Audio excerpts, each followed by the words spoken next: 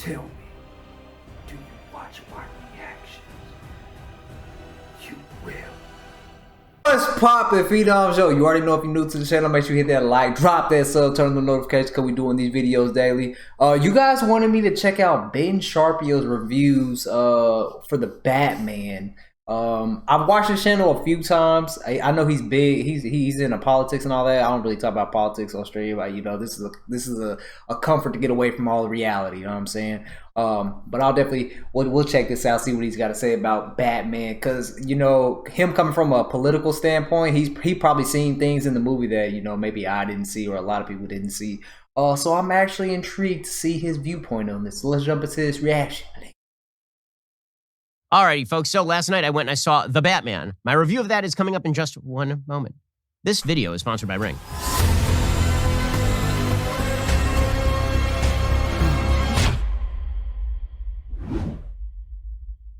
So last night I went and saw The Batman, went and saw it with my wife. It is 1 million hours long. And it's one of those movies where I started off and I was like, okay. And then I got a little further in, I was like, all right. And then I got to the end, I was like, meh. And then the more I thought about it, the angrier I became. And so you're about to hear a lot of hot takes on The Batman because I hate this movie.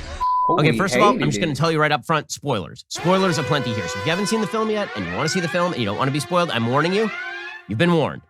All right, this is Detective Batman. So if the original Michael Keaton Batman was sort of crime-fighting Batman and the Christopher Nolan Batman was city-saving Batman, this Batman is supposed to be Detective Batman. And this has a long history in the Batman comics. Some of the best Batman comics, particularly my favorite, The Long Halloween, is rooted in the idea of Batman not just as Caped Crusader, but as a great detective, smarter than everybody else, capable of picking up on clues, investigating and tracking down crime. Yep. I'm going to start with what's right with the film because it's going to be real short. So what's right with the film is that it looks great. It is a film noirish take on Gotham City. It almost feels kind of like retro Taxi Driver Gotham City. So everything is very dirty. It's all taking place at night. That was the first thing I noticed in the movie. At times. It's got a lot of warm oranges and reds, but against a very dark black. So it's a lot of muttered dialogue. It feels as though it's taking place in the same city as Joker is taking place. So if you saw Joker, Todd Phillips' Joker, which looks like 1970s New York, it feels almost like the other half of that, but it seems more like the take on what future New York would look like if you were living in New York in 1970. That's sort of a good way of putting it. The music to the film is okay. I think that Michael Giacchino tends to be a little bit derivative in how he does the score to the film. This one, he basically takes the music that Hans Zimmer and James Newton Howard wrote for Batman Begins in the Nolan trilogy, which the theme goes da-da, and here he just inverts it. So instead of da-da, it's da-da. Okay, fine. So it's a little bit derivative, but the score is totally fine. The acting is okay, as we'll find out in a second. They give Robert Pattinson nothing to do as Batman. Nothing to do. Customize and save with Liberty Got hit Music. with an ass. Gosh, ribbity. Get his head up.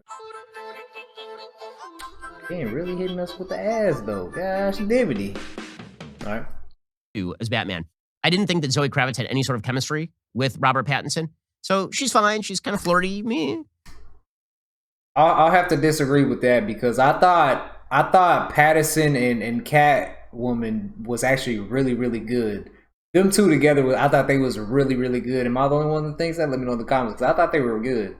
That's crazy. You thought that. I didn't see anything particularly wrong with her performance. I just didn't see a lot right with her performance. You have John Turturro showing up as Carmine Falcone, and he is John Turturro, so he's okay. He's somewhat menacing. The best performance in the film is Colin Farrell playing the Penguin. You literally cannot spot Colin Farrell in this makeup. There is no way that you can see Colin Farrell here. The whole movie, I'm staring at him going, that's not Colin. It is Colin Farrell. Really good. It's the best performance in the movie. Paul Dano gives a good performance in the film, although he's sort of playing the Joker a little bit, although he's playing it more wide-eyed, as Paul Dano is apt to do. The main character of the film is the Riddler.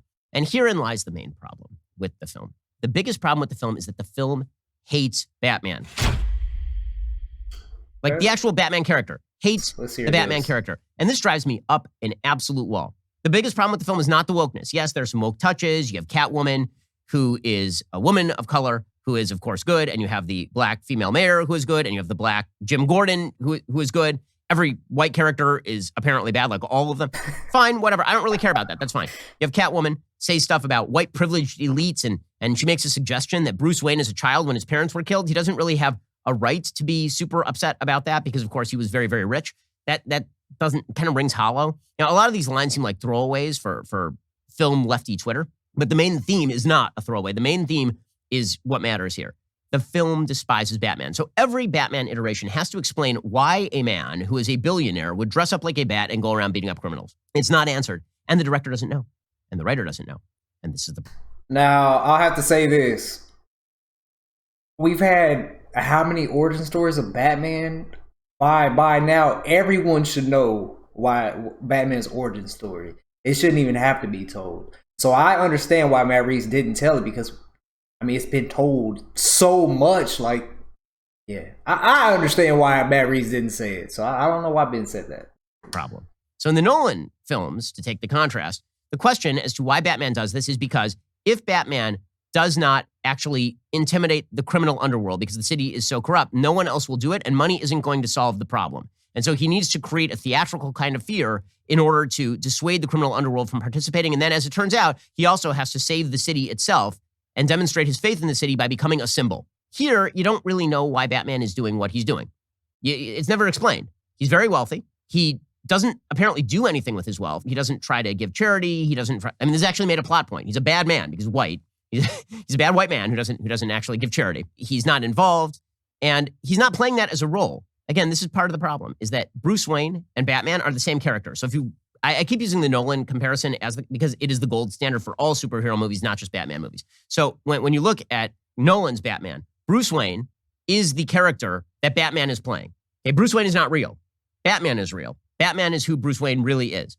And so he has to play a fop. In Batman Begins, he's squiring around ladies in his Lamborghini, and he's buying hotels, and he's doing all of this just to cover up for the fact that he is Batman. So you get very separate Batman and Bruce Wayne. You get the same thing actually with Michael Keaton. Batman and Bruce Wayne are two different characters. Here, Batman and Bruce Wayne are the exact same character. There are points where Bruce Wayne is walking around. He's got the same dour expression, same glazed look, same kind of emo thing going on as Batman does the entire movie.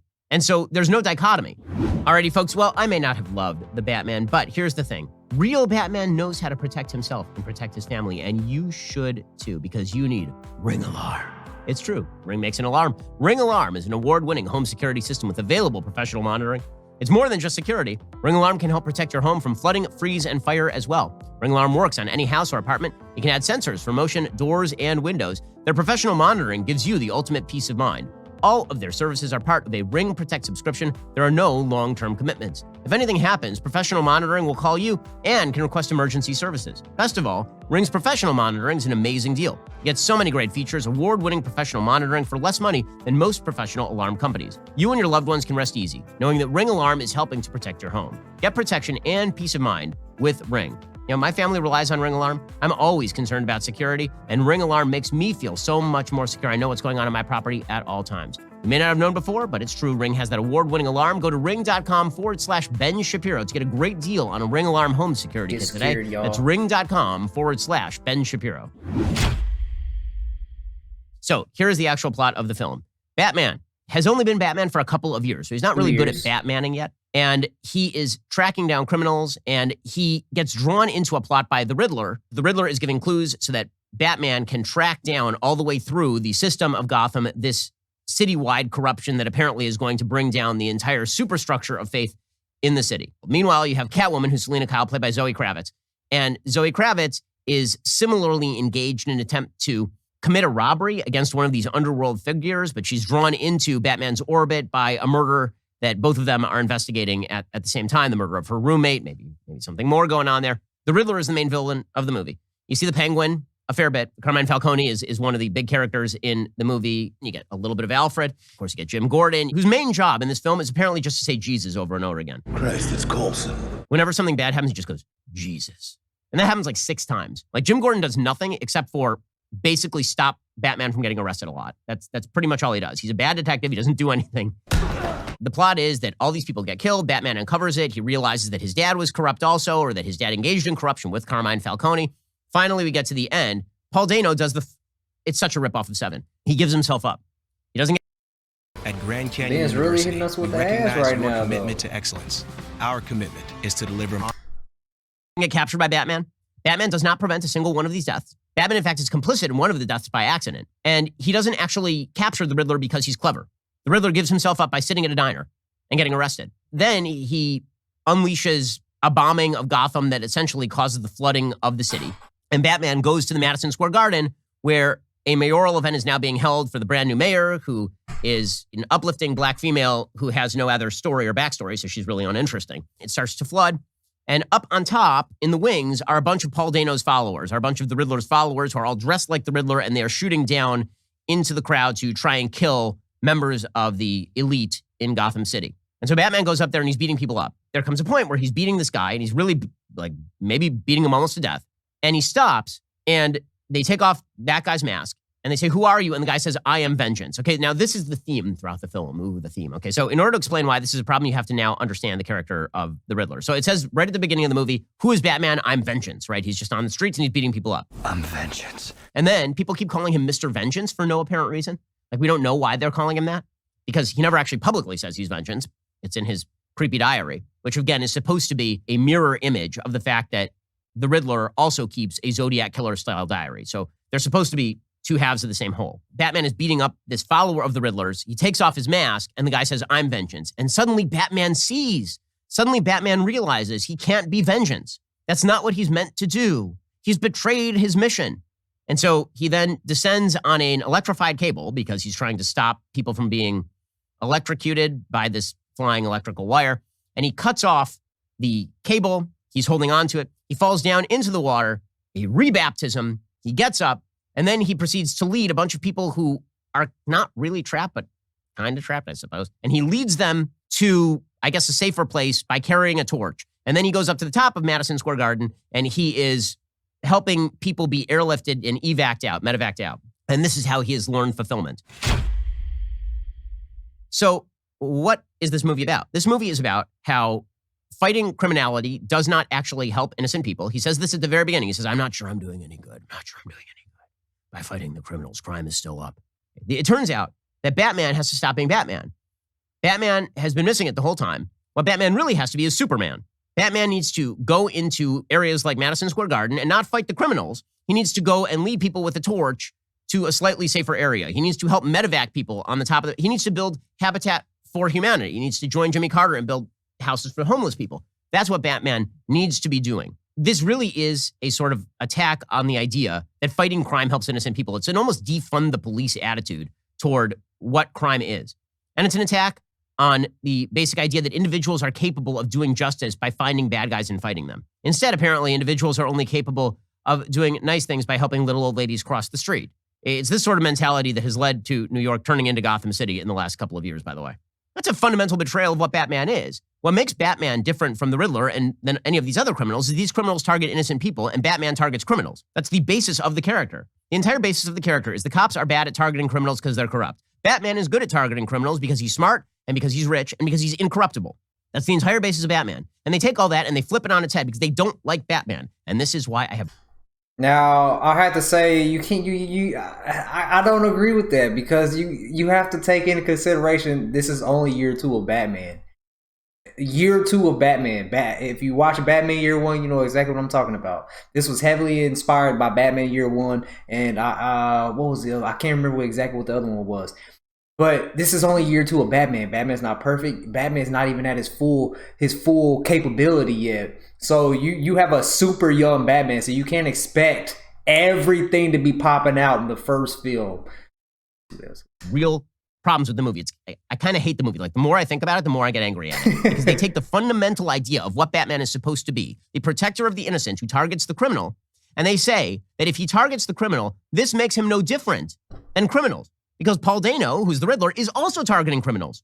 All the way up until the very end, when they have to just sort of add on this attack on Madison Square Garden and New York Broad Writ for no reason. He has no motivation for blowing up a bunch of trucks and flooding downtown. Like, none. He doesn't explain why he does it. He doesn't explain what the purpose of it is. All the way along, he's been saying, I'm exposing the true face of Gotham.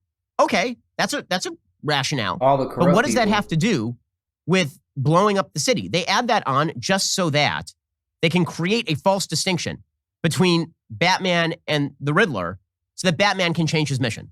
So now Batman's mission is not beating up bad guys and stopping bad guys. Now Batman's mission is to be a firefighter.